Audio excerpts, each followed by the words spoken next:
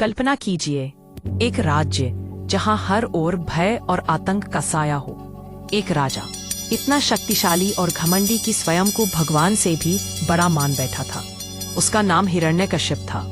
उसकी आज्ञा के आगे किसी की भी हिम्मत नहीं होती कि सांस भी ऊंची ले सके। उसने आदेश दिया, अब ब्रह्मा विष्णु महेश किसी की पूजा नहीं होगी, केवल मेरी पूजा होगी। इस राज्य में एक नन्हा बच्चा था, प्रहलाद। उसका दिल भगवान विष्णु के लिए अटूट भक्ति से भरा हुआ था। प्रहलाद की माँ जब वो गर्भ में था, तब नारद मुनि ने उसे भगवान की कथाएं सुनाई। ये कहानियां प्रहलाद के हृदय में गहरी बसीं और उसे सच्चे पालनहार की भक्ति में लिपटने पर मजबूर कर दिया। जब हिरण्यकश्यप को ये पता चला कि उसका पुत्र विष्णु की भक्ति करता है, तो उसके गुस्से का कोई ठिकाना नहीं रहा। उसने अपने बेटे को समझाने की अनेक बार कोशिश की, मेरे पुत्र, तू मेरे अलावा किसी की पूजा क्यों करता है? परंतु प्रहलाद ने अटल रहकर उत्तर दिया, पिताश्री, भगवान विष्णु ही सृष्टि के पालनहार है। हिरण्यकश्यप ने अपने ही पुत्र को मार डालने के लिए अनेक प्रयास किए। उसे हाथियों के पैरों तले रौंदने, ऊंचाई से गिराने, जहरीले सांप छोड़ने और आग में बैठाने की कोशिश की, पर हर बार प्रहलाद ने ओम नमो भगवते वासुदेवाय का जाप किया और सुरक्षित बच गए।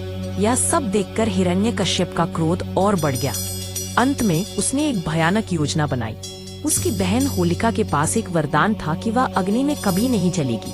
उसने प्रहलाद को होलिका की गोद में बिठाकर अग्नि में बैठा दिया, परंतु सत्य की विजय हुई और होलिका जलकर राख हो गई, जबकि प्रहलाद जीवित बच गए। यह घटना आज भी होली पर्व के रूप में मनाई जाती है।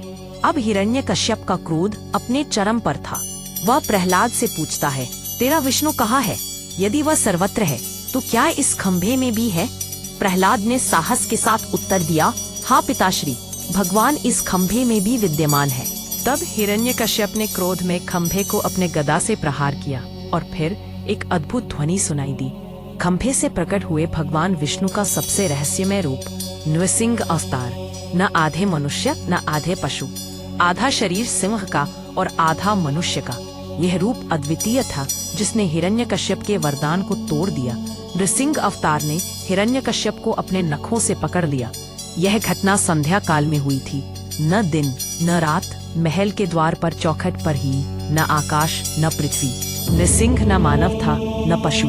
हिरण्यकश्यप को नखों से पाड़ा गया, न अस्त्र न शस्त्र। इस प्रकार भगवान नृसिंह ने अधर्म का अंत किया। यह कथा केवल एक कहानी नहीं, बल्कि जीवन का गहन सत्य बताती है। अहंकार का अंत निश्चित है, चाहे कोई कितना ही शक्तिशाली क्यों न हो। अंततः धर्म ही विजयी होता है।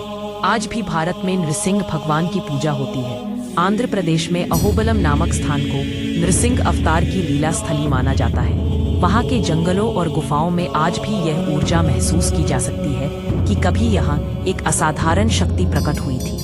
यह कथा हमें सिखाती है कि संकट के समय भक्ति की शक्ति असीम होती है, और यदि आप सच्चे हृदय से भगवान का नाम लेते हैं, तो वे स्वयं आपके लिए प्रकट हो सकते हैं।